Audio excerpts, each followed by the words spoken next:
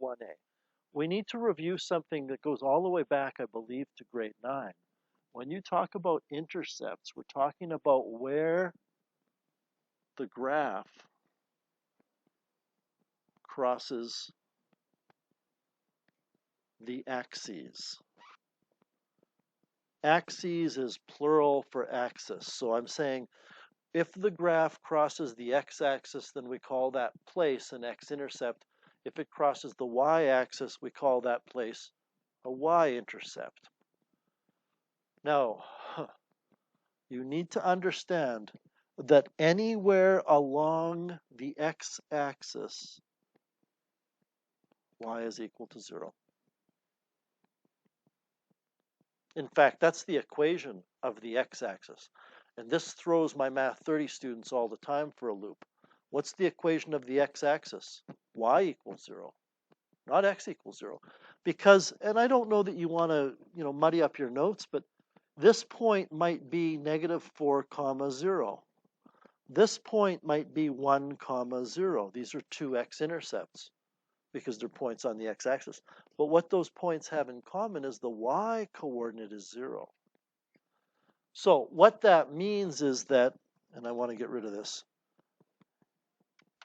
if y equals 0 on the x-axis, to find x-intercepts, we let y equal to 0. And the equation of the y-axis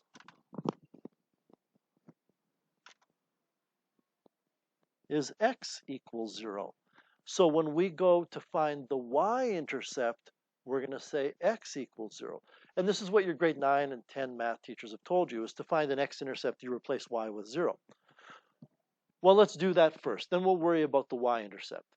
I'm going to take, we're finding the x-intercepts, I'm going to take this equation, y equals -1/2 x plus 5, quantity squared plus 2, and I'm going to let it be equal to 0 because it's equal to y. And an x-intercept is where y is 0. Now,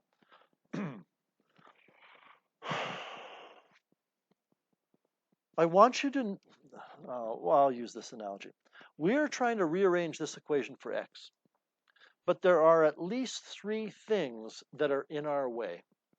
One, there's actually 4. Somebody has added 5 to x, right? Somebody has then squared it, then they've multiplied that result by -1/2, and then they've added 2.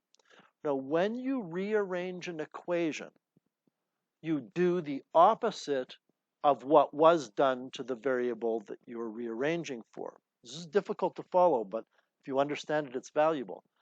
Somebody has added 5 to x, so at some point, we're going to have to subtract 5 from both sides to get rid of that. Somebody has added 2. At some point, we're going to have to subtract 2. Somebody has multiplied by -1/2. At some point, we're going to have to divide by -1/2, which I would just call -0.5. Somebody squared something. There's a square there. At some point, we have to square root.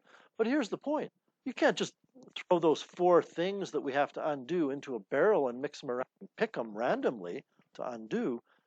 We are going to undo everything in the opposite order that it was done. Think of it this way. I buy you a present because I'm a nice guy. I buy you a birthday present. And what do? I put it inside of a box. I put wrapping paper on the box. Then I put a bow on the box. And if we're going to be civilized about unwrapping your gift, the very last thing I did, putting a bow on the box, is the first thing you undo. You take the bow off first. So what did we do here? The very first thing that was done, so I don't know that you want to write this, but I'm going to, because this analogy has helped some students in the past. Done to x.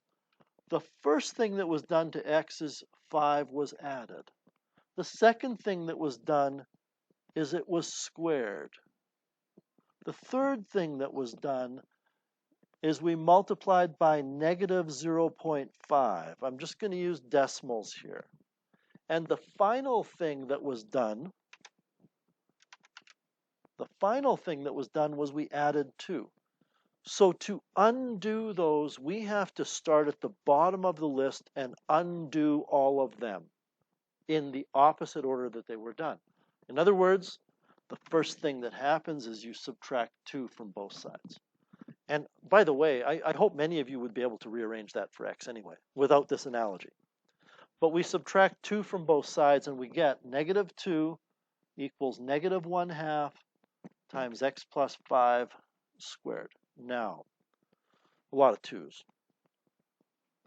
Look, this thing, I don't care if you look at that as multiplying by negative 0.5. My bigger point is we get rid of this next. That's the most important thing. And personally, to get rid of the negative 1/2, I would just, cancel the negatives. And then I would multiply both sides by 2. I would take this 2 that's on the bottom and multiply by 2. If you want to take this negative 2 on the left and divide by negative 0.5 to get 4, you can, okay? But when you get rid of that negative 1/2, you're left with this. So now we've undone this, we've undone this. Let's undo this. So we're going to take the square root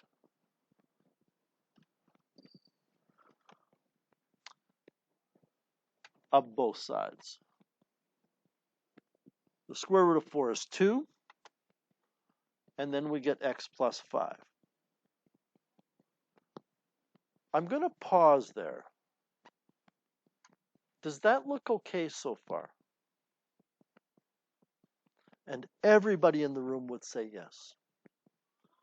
But there is a mistake, and I'm going to leave the mistake, and we're going to continue, and then I'm going to show you why there has to be a mistake. What we've written is not wrong, it's just not 100% right. It's kind of right, okay? So now we can get rid of the 5. That's easy. You subtract 5 from both sides.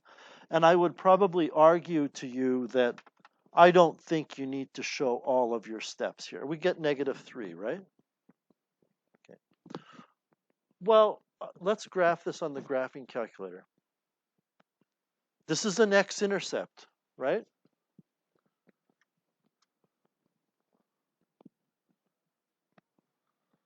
Oh, man. Okay, so let's graph this on the graphing calculator. We haven't really done a lot of graphing work. I would probably just put negative 0.5. You can put negative 1 divided by 2 if you like. Then I'm going to put a set of brackets and go x plus 5. I'm going to close the brackets and square it, and then I'm going to add 2. And what we tend to say in my classes is when you're unsure, have we done any graphing at all in this class? I don't really think so. If you're unsure about where to look, start with Zoom Standard. Okay, so we go to the Zoom menu, and we choose, I think it's number 6. And you know what? There's 2 x-intercepts. And it is a fact that one of the x-intercepts is negative 3. In fact, I can show this to you, and I'm going to be teaching you some things during the next little while about your graphing calculator. I want you to go to your table setup, which is second window.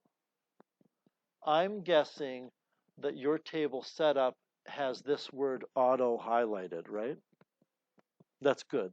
Let me highlight mine and show you what use it is.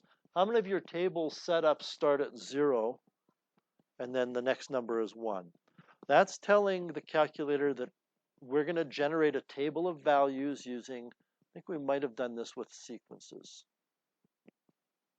I think.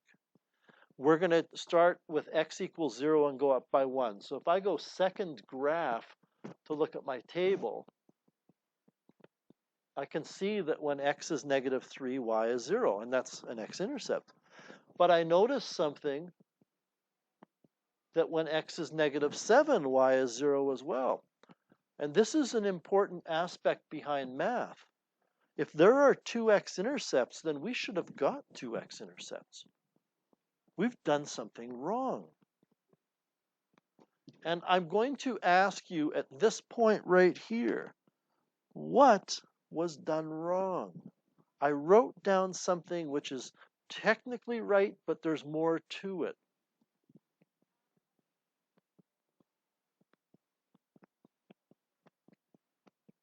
This is where we take a leap from 10C to 20-1.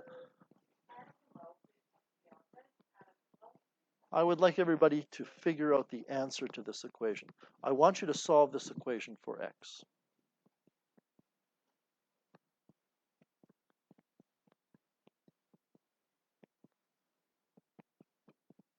Anybody want to? I mean, I know I'm not instilling a lot of confidence in you by telling you that what you're looking at and that looks right is wrong. But Brody, what would you say the answer is here? 3.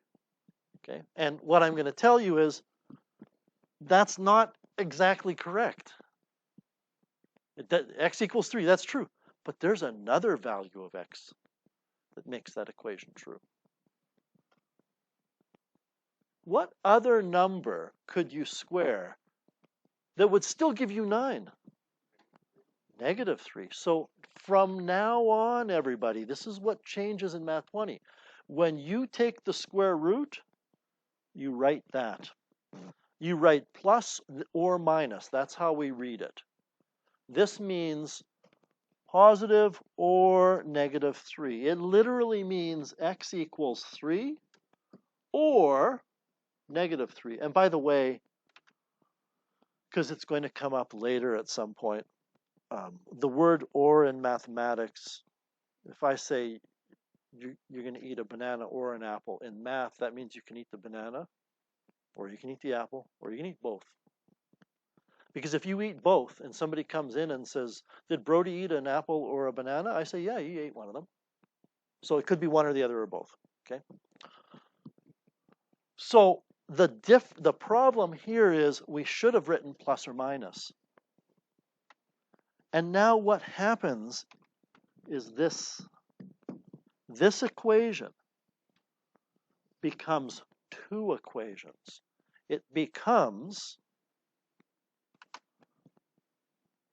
2 equals x plus 5, or -2 equals x plus 5. And guess what you get when you solve this first equation? You subtract 3 from both sides? No, you subtract 5 from both sides, and you get x equals -3, so that's an x-intercept. Here, you subtract 5 from both sides, and you get, holy smokes, look at that, x equals -7. There's your other x-intercept. That's the one thing I've always liked about math. If you do it right, it gives you the right answer. You have to get an answer that makes sense. Since quadratic equations, or quadratic functions rather, have 2 x-intercepts, you're going to get 2 answers to that equation. So that is the 2 x-intercepts. We still have to do the y-intercept. I'm going to write this down from memory. Did I get it? Okay. So for the y-intercept, this is where we let x equal 0. This is easy because all you have to do is calculate what this thing is. You don't even have to really think about it. Right? There's no rearranging. You're going to take your calculator and take -1/2 times 5 squared. 0 plus 5 is 5. And you're going to add 2. So sometimes I just want to say to you, and today is one of those days, I don't care how you get that. Use your calculator. We're not hung up on rules for fractions here. So you're going to figure out what that is in decimal form and get what I believe is going to be -10.5. Is that right? Okay. So the y-intercept equals -10.5. You could obviously convert that to a fractional form. Sometimes Zoom Fit gives you a really nice picture of a graph. Doesn't always work. And Zoom Fit is 0. That's lousy. So that's not a good one. But we already knew this was negative 7 and negative 3.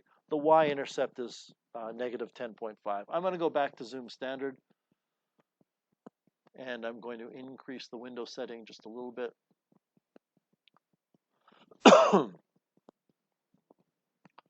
You can trust me that it crosses at negative 7 and 3, and it crosses at negative 10.5 for y. Any questions with that one? Okay, B shouldn't take as long because A was mostly teaching you how to do it. Let's find the x-intercepts first by letting y equal 0. So we will have 0 equals 4 times x minus 7 squared minus 12. You know, I could use the wrapping analogy if I want. I don't mean like wrapping. I mean like wrapping paper. Or you could just say this. I mean, I hope this kind of makes sense to you. Look at where the x is. We got to get rid of stuff, and you got to do it from the outside and work in. So you got to get rid of the 12 first. Then we can get rid of the 4. Then we can get rid of the squared. Then we can get rid of the 7. So I'm going to add 12 to both sides. I'm going to divide both sides by 3. Sorry. I'm going to divide both sides by 4, which will give me 3. 12 divided by 4 is 3. I'm going to take the square root of both sides, remembering to go plus or minus, and I'm not going to figure out what the square root of 3 is. If I asked everybody, what's the square root of 3? I know a lot of you are going to go to your calculator, but your calculator can't tell you what the square root of 3 is. You know what the square root of 3 equals? The square root of 3. As soon as you put it into decimal form, it's no longer the square root of 3 because it's an irrational number. And that means we get x equals, I'm going to add 7 to both sides. So I'm going to have 7 plus or minus root 3. What does that mean? It means 7 plus root 3. And it means 7 minus root 3.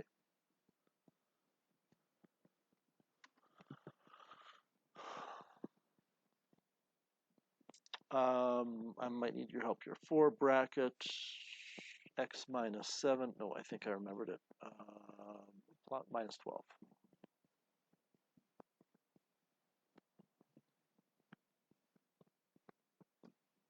Don't worry about what I'm doing here right now. We're going to deal with this tomorrow.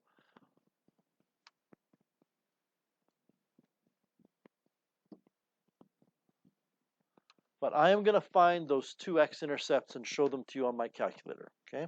Don't worry about how this works or what I'm doing.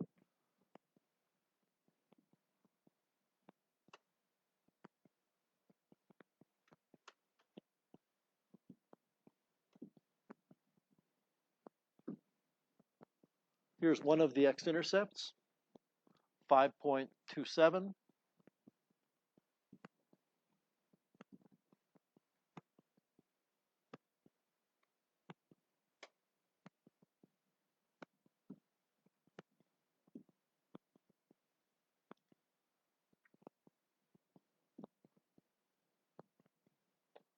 Here's my other x-intercept, okay? My calculator can figure out the decimal approximations of those. What did we get, 7 plus or minus root 3? Take your calculator and figure out what 7 plus the square root of 3 is.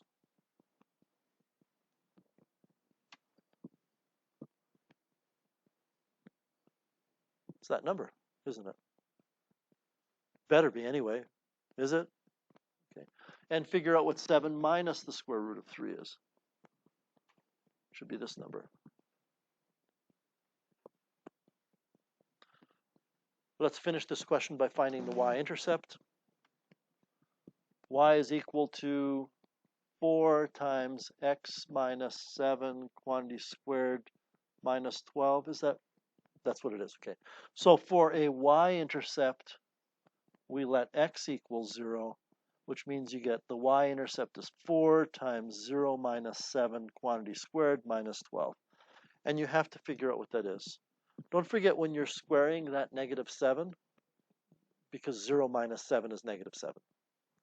When you're squaring -7, it's going to become positive. So put it in brackets to make sure that happens. Holy smokes.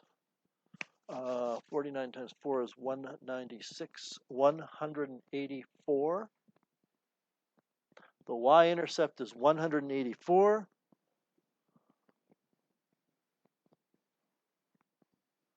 I can show that to you on the calculator here. I'm going to have to really change my window setting. I'm going to go -50 to 200. There's the parabola. I'm going to change one more thing. -10. Here's the parabola. Don't worry about how I'm doing this or what you need to remember. There is a point on the graph where x is 0 and y is 184, so it crosses the y-axis at 184. So that's the first part of today's lesson. You need to understand how to find those intercepts.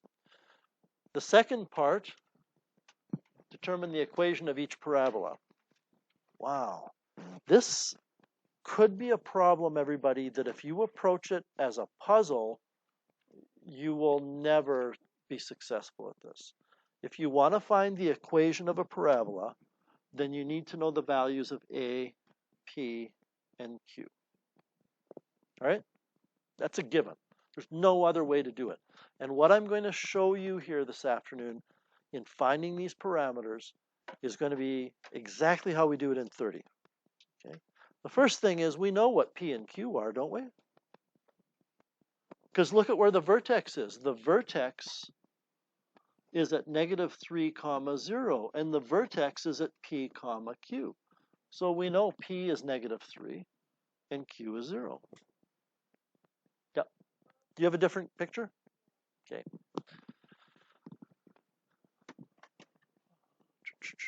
Thank you. I know I changed them. I thought I changed them in here, but obviously I didn't.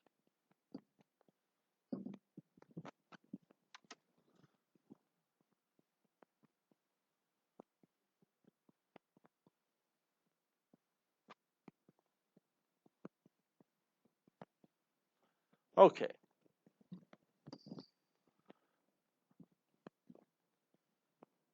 So, you know P and Q because this point is at 3, 1. Does that make more sense now? So that's the vertex, which means that P is 3 and Q is 1. So how do we find A? You're going to find A in the same way you would find any other missing parameter. And I want you to actually write these words down. That this is a missing parameter. And the goal is you learn through recognition. This is my philosophy of this part of the lesson. So that when we say, well, it's a missing parameter, it's a missing parameter, it's a missing parameter, and then we get to 30-1 and I go, so we have a missing parameter.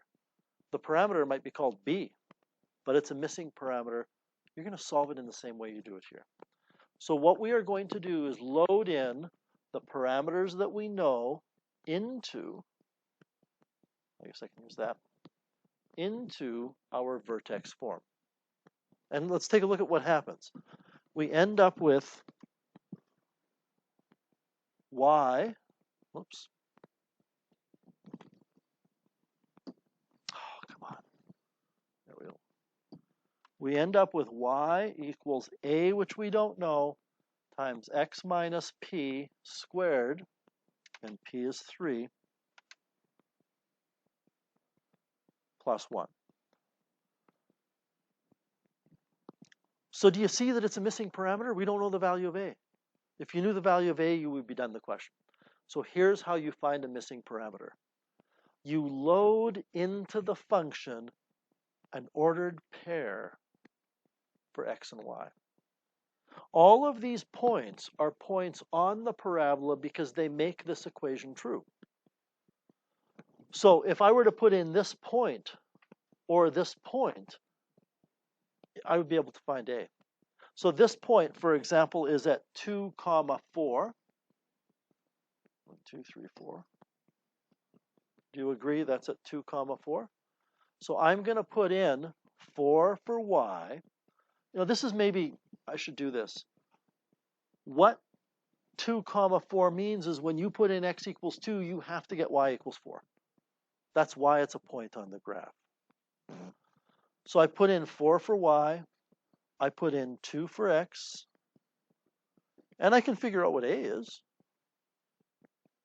That literally is like stealing candy from a baby. I'm going to, well, simplify it first. It's going to become 4 equals a plus 1 because 2 minus 3 is negative 1. But when you square negative 1, it becomes positive 1. So a is 3. Subtract 1 from both sides.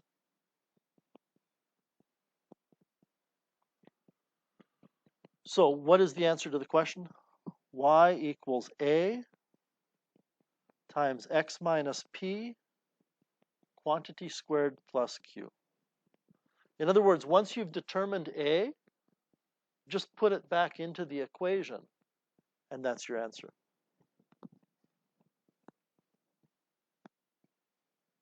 Let's just confirm something. Let's graph this on our calculator and see if it matches the picture that we had. We have 3 bracket x minus 3 n bracket squared plus 1. Let's try. Let's try zoom standard first.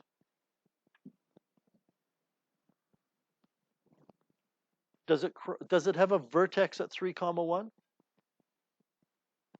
We can actually see it. If you want, you can do this. When you hit trace, it allows you to enter an x coordinate.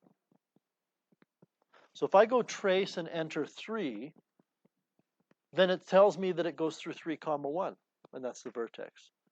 What else did it have to go through? 2, 4, right?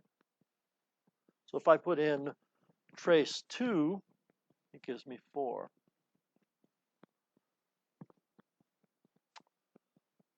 Somebody might ask, somebody might be wondering, could we have put in 4, 4, which is that point? And the answer is yes. If you put in 4 for x, you're going to have 4 minus 3, which is 1. Squared will still be 1a. You're still going to get x equals 3, or a equals 3 rather. Yeah. Good question. Can you use the vertex? You'll notice I was kind of sly about that and I didn't use the vertex. The answer, you will get a true statement, but it will be valueless. Let's look at what happens if you use the vertex. You're going to have, so I'm going to use 3, 1. You're going to put 1 in for y, 3 in for x. Let's see. Whoops. This is minus 3. See what I'm doing here? Okay. 3 minus 3 is 0, so you're left with 1 equals a times 0 plus 1. A times 0 is 0, so congratulations. You have just proven to me that 1 equals 1. And you'll always end up with some statement that's true, but if you use the p-value for x, you're going to get rid of your a. So in answer to your question, we shouldn't use the vertex. If you ever do, you will recognize right away what's happened, and you'll have to choose a different point. Let's try another one. This is obviously not the same as yours, right? Okay. This guy. All right.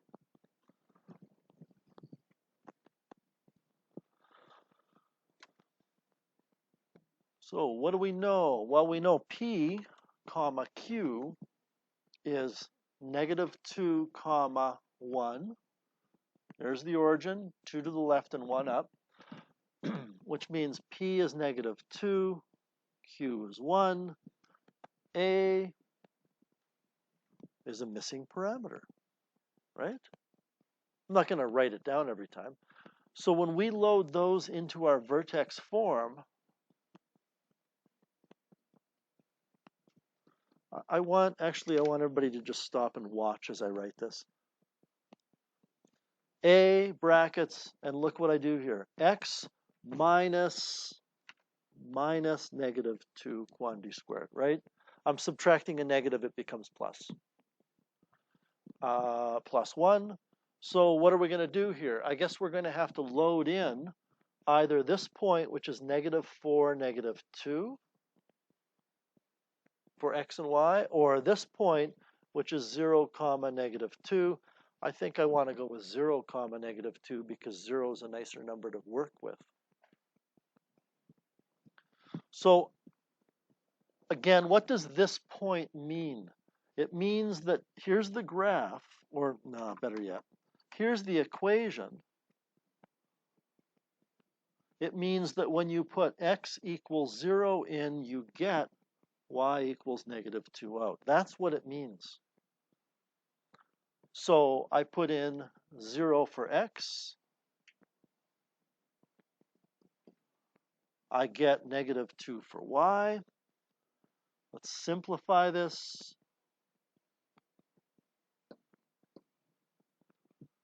0 plus 2 is 2.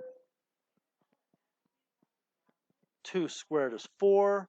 So I'm left with -2 equals 4a plus 1. Subtract 1 from both sides. Divide both sides by 4. A is a value of -3/4, which means the parabola is upside down because it's negative and it's slightly flattened.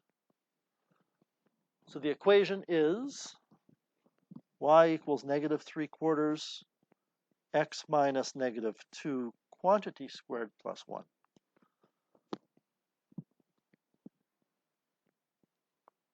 We okay with that?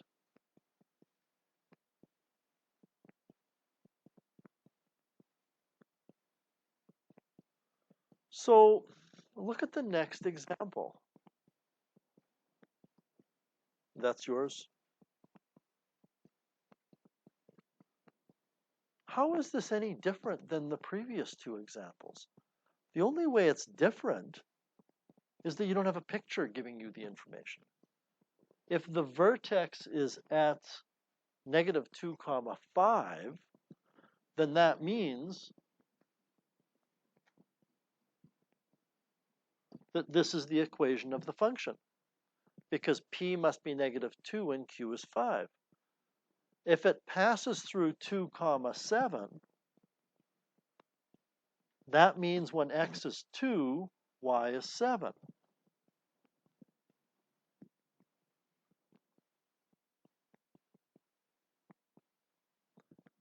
And that means we can find that missing parameter by loading in an ordered pair. It's very easy to mix up your x and y when you put the numbers in, so watch out for that.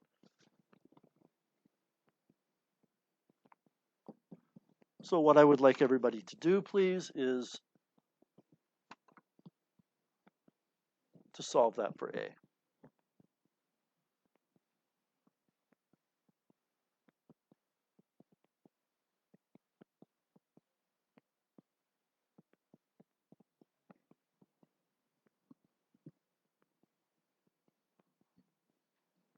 Two plus 2 is 4.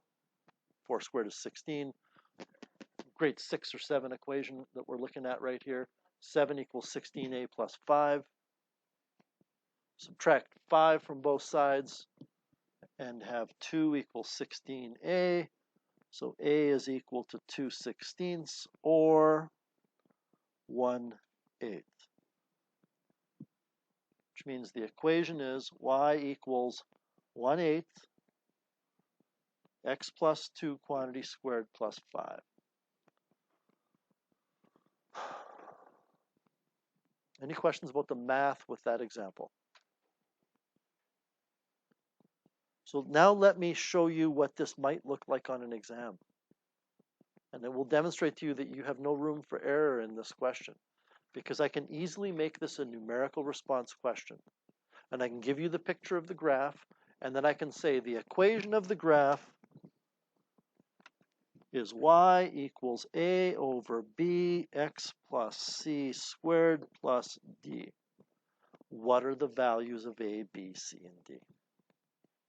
And a is 1, b is 8, c is 2, d is 5.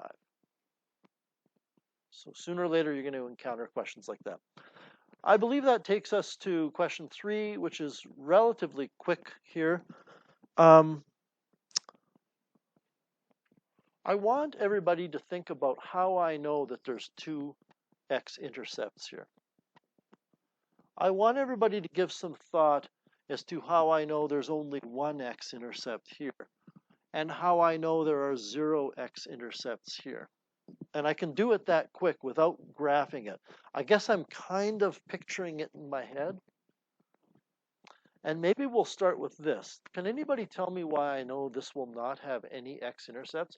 And I'm not making y equal to 0 or anything. Why do you know that? You're right. Right. Q is 13. That means after any stretching going on, it's going to shift 13 up. But A is positive.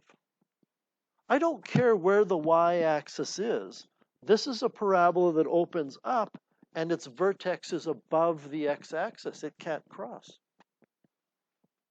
On the other hand, this is a parabola that opens down because of the negative, and it's shifted up. So if it opens down and is shifted up, it's got to do that. I'm just giving you this example more to drive home a different point. Why do I know there's 1 x-intercept here? Seamus again? It's not shifted up or down. So the vertex is where the origin is. If I shift it left or right, then I'm going to get 1 x-intercept. What this thing will look like is that. So the bigger picture is I want to drive home the point that parabolas can have no x-intercepts, 1 x-intercept, or 2 x-intercepts. All right, we have one more problem to do. And a big part in this unit is word problems, but I don't know if you've been in a class where you have a lesson on word problems. It's just a disaster for me. I would rather do like a word problem today. Maybe we'll do one tomorrow. Maybe we'll do one the next day to get better at them. So we have a parabolic arch. I would like to highlight the arch for you because it is a 3-dimensional diagram. I will highlight it in bright green. This is the arch. So that arch is in the shape of a parabola. And the highest point of the parabola is 216 centimeters above the floor, and the width at the floor is 280 centimeters. Write a quadratic function in vertex form that describes that parabola. So it depends on where we put the axes. This is tricky. I want to suggest to you that if we did this, and just hold off on drawing anything yet, if I said that this is the y-axis and this is the x-axis, we could find the equation of that parabola, doing exactly what we did in the last set of examples. But instead, we could say that this is the y-axis and this is the x-axis, and we would get an equation. It would be a different equation, but it would still be correct. How many of you have a preference between putting the axes here and putting the axes on the other side? I have a preference for sure. Kendra? Can you repeat that? Right. And P and Q are both 0 too. Well, I guess Q is not 0, but at least one of those parameters is 0. I misspoke. What Kendra is saying is if you do this, and you're still not writing anything, you would have to say the following. I want everybody to think for a minute about how I am getting,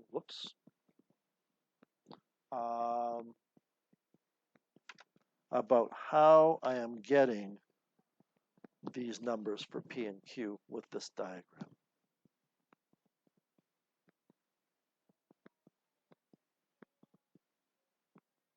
So why do I know the y coordinate of this point? Oh, I got them back. Why am I keep writing? I got these backwards. Sorry, let me start again.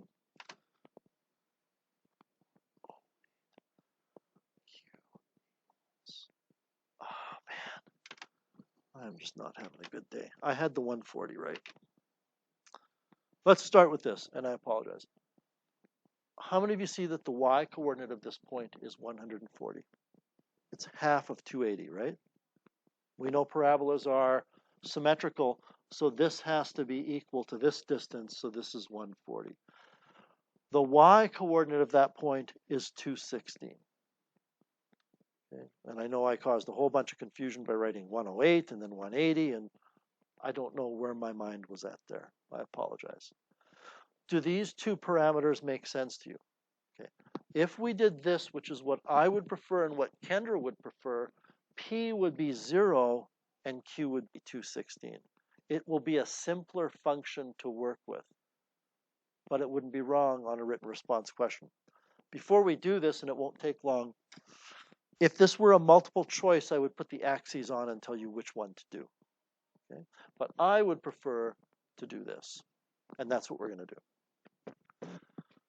So we have y equals a times x minus p squared plus q.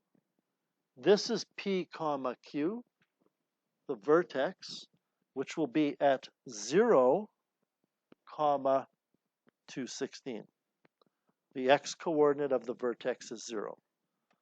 When I put those numbers into my form, vertex form, I get the following.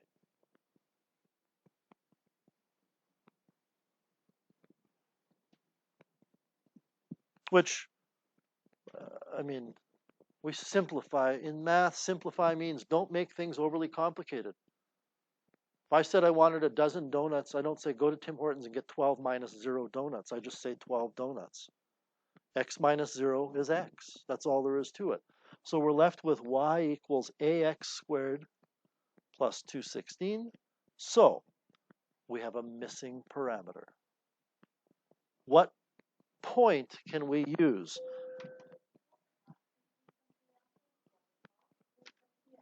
We've already established, because of Ariana's question, that you cannot use the vertex, but we do know the coordinates of this point that I've just indicated in black. Because if the width at the floor is 280, then the distance from the center of the arch to either end of the arch will be 140, half of that. So this point is 140, comma 0. And again, what that means is if you put 140 in for x, you're going to get 0 coming out for y.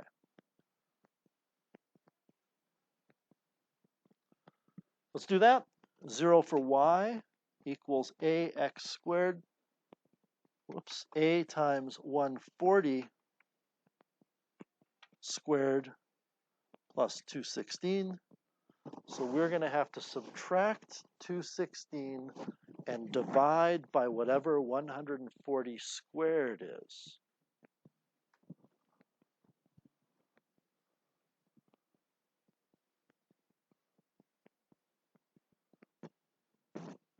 And again, today is not the day for me to be fixated on fractions. We're just learning about quadratic functions right now. So there's nothing wrong with just taking negative 216 divided by 140 squared. Everybody needs a break now and then. Go math, enter, enter. Hopefully everybody's calculator spits out a fraction. I don't know. But I get negative 27 over 2450.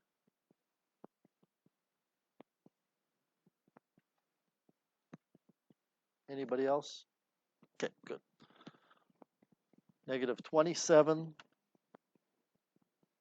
over 2450. So the function is negative 27 over 2450 times x squared plus the 216.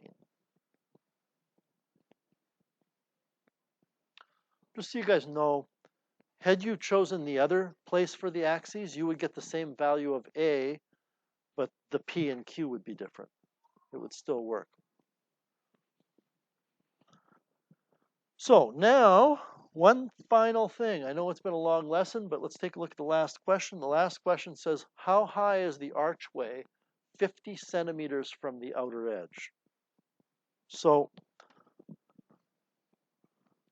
here's the parabola.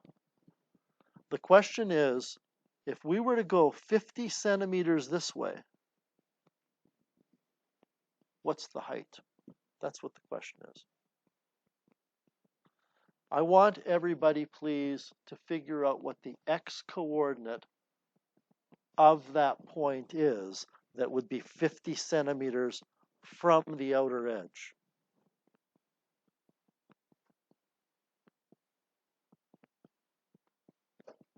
Is it 280 this way? 230? I mean, if it's 280 all the way to here, then this must be at 230. So what this boils down to, everybody, is when x is 230, what's y? And you have an equation. And because this is a word problem, we don't need to worry about fractions. Literally, I want a decimal number. I want to know how many meters above the ground it is, or how many centimeters. So go ahead and put in 230 for x and see what we get for y.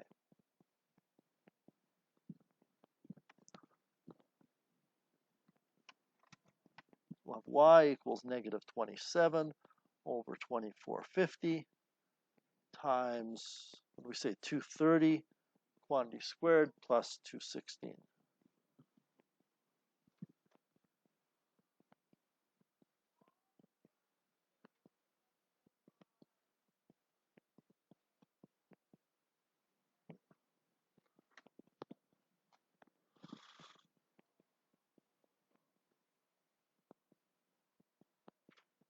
That can't be right.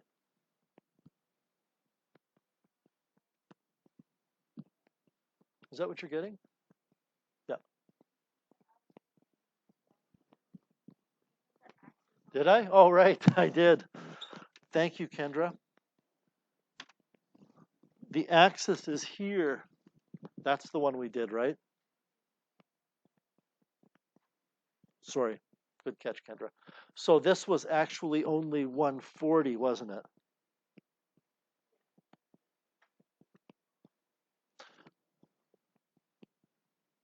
You know, lesson to be learned from my mistake. When we did the x-intercept thing, I said, this is the thing I love about math, is if you do it right, you get the right answer. And I know that seems kind of weird, but I knew immediately, I must have done something wrong.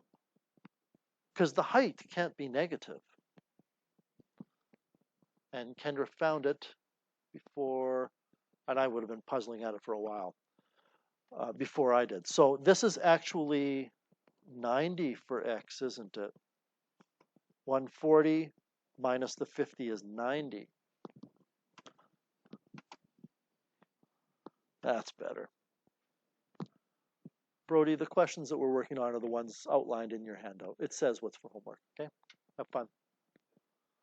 So let's do that again. Negative 27 divided by 2450. I have to multiply by 90 squared, and then I have to add 216. 127 centimeters. Anybody else get?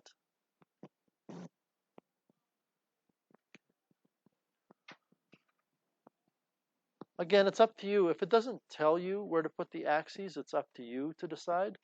But try to choose some version that makes your life easier. On page 157, 6 to 13, there's some missing parameter problems in there. There's a couple of word problems in there. You've got about 15 minutes here in class to work on these today. And give me a second to take attendance, and I'll come around and I'll give you a hand.